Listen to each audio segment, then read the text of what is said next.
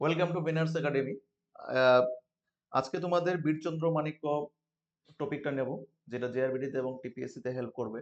আর খুবই short video থাকবে, 15 to 20 minutes. এখন থেকে যাই ভিডিও বানাবো, শর্ট শর্ট ভিডিও বানাবো, তোমাদেরও হেল্প হবে। ঠিক আছে, চলো আজকে আমরা কি করবো, বীরচন্দ্র বীরচন্দ্র মাণিক্য। ঠিক আছে, উনি কবে থেকে কবে পর্যন্ত রোল করেছিল? 1862 থেকে 1896। ক্লিয়ার? এবার দেখো, ওনার ফাদার নেম কি ছিল? আসতে পারে কোশ্চেন, ওনার ফাদার্স নেম কি ছিল? কৃষ্ণ কিশোর মাণিক্য। কৃষ্ণ কিশোর মাণিক্য। ক্লিয়ার? আর মার নাম কি ছিল?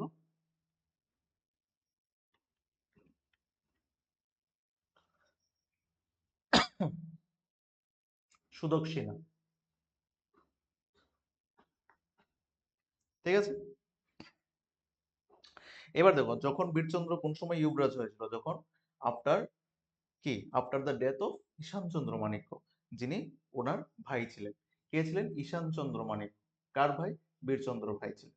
ঠিক আছে, ওনার ডেথের পর বীরচন্দ্র কি হয়েছিল? যুবরাজ হিসেবে বেরিয়ে এসেছে। ঠিক আছে, যুবরাজ হিসেবে বেরিয়ে এসেছে। কিন্তু সরি, কিন্তু যখনই এটা প্রোক্লেম করেছে, বা যখন লোকাল মানুষের সামনে এসেছিল আগরতলাতে, যেটা 4th আগস্ট, 4th আগস্ট, হ্যাঁ 4th আগস্ট 1862-তে যখন এটা বেরিয়ে এসেছে যে না, বীরচন্দ্র মাণিক্য এখন নিউ ইউবরাজ, তখন আগরতলার বাসীর মধ্যে একটা কি আগরতলাবাসীর মধ্যে একটা স্ট্রং রিউমার ছড়িয়েছে। কি ছড়িয়েছিল?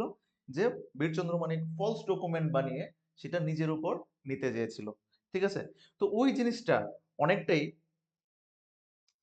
ওই সময় একটা কেওস ক্রিয়েট করেছিল, যে বীরচন্দ্র মানিককে ফলস ডকুমেন্ট ক্রিয়েট করে ওইখানে সে নিজের থেকে নিজেকে ইউবরাজ ঘোষণা করেছে।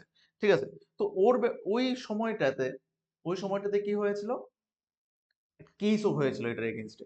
তো কে হেল্প করেছিল ওই সময়, যে ফলস ডকুমেন্ট ক্রিয়েট করার জন্য? কে হেল্প করেছিল? সরি, ফলস ডকুমেন্ট না, কে হেল্প করেছিল যে ব্রিটিশ কোর্ট অফ লতে ওর এগেইনস্টে কেস করার জন্য? বীরচন্দ্র নিজের ভাই চক্র চক্রধ্বজ, আর এটা হলো নীলকৃষ্ণ। ঠিক আছে, কেস করেছিল তোমার ব্রিটিশ কোর্ট অফ লতে। Clear? British court of British court of লতে। ঠিক আছে, দেন বীর বিক্রম সেই সময়কালে কি কি বলে ঘোষণা করতো? বিক্রম নিজেকে, ওকে কি উপাধি দেওয়া হয়েছিল? De facto king of Tripura. এটা মনে রাখবে, de facto king of Tripura কাকে বলা হয়?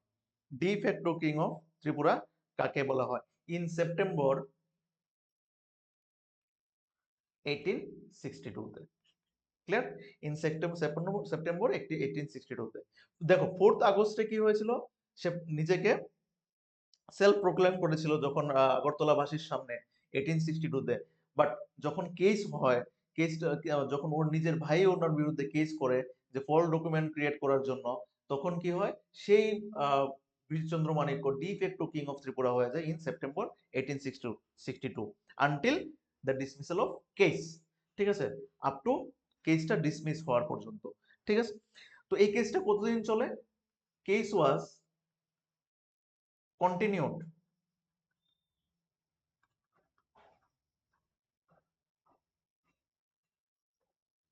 continued about 8 years।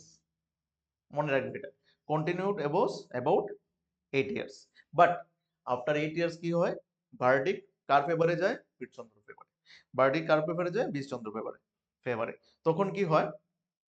9 March 9 March, date গুলি মনে রাখবে। 9 মার্চ 1870-তে সে কি হয়? 9 মার্চ 1870-তে আফটার 8 years সে বীরচন্দ্র করোনেশন হয়। বীরচন্দ্র কি হয়? করোনেশন হয়। কোরোনেশন মিন্স কি, ওইটাকে কি বলে, রাজ তিলক।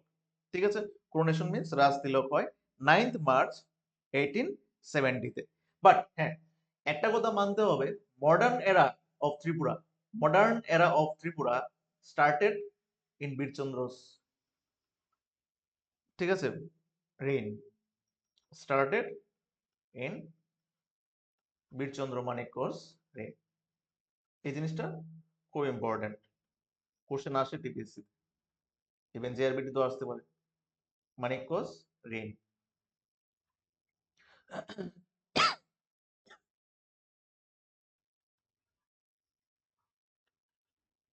ঠিক আছে, তো এই জিনিসগুলি মনে রাখতে হবে।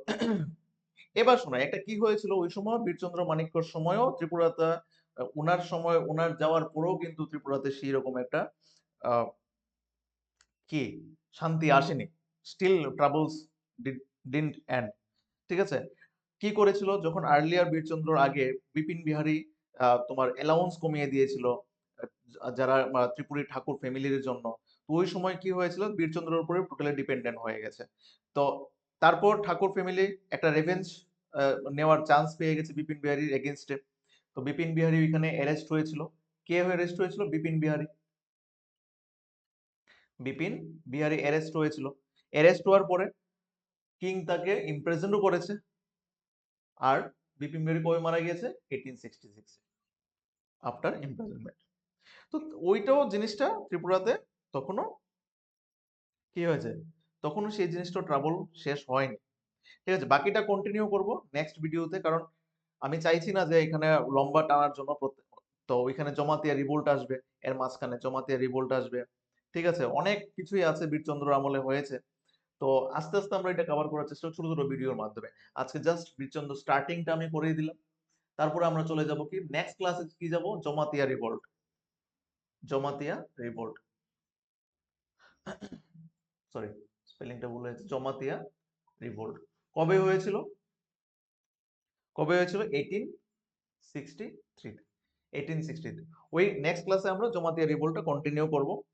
তো মিস করবে না, ছোট ছোট ভিডিওর মাধ্যমে করাচ্ছি, কারণ যাতে তোমাদের প্রবলেম না হয়, বুঝতে প্রবলেম হয়, কি হয় একটা ইন্টারেস্টও আসে। হ্যাঁ, বেশি লম্বা টানবো না ক্লাসটাকে। ঠিক আছে, তো এখানে শেষ করছি ক্লাসটা। নেক্সট দিন আবার তোমার কন্টিনিউ করব। ঠিক আছে, চলো, থ্যাংক ইউ এভরিওয়ান।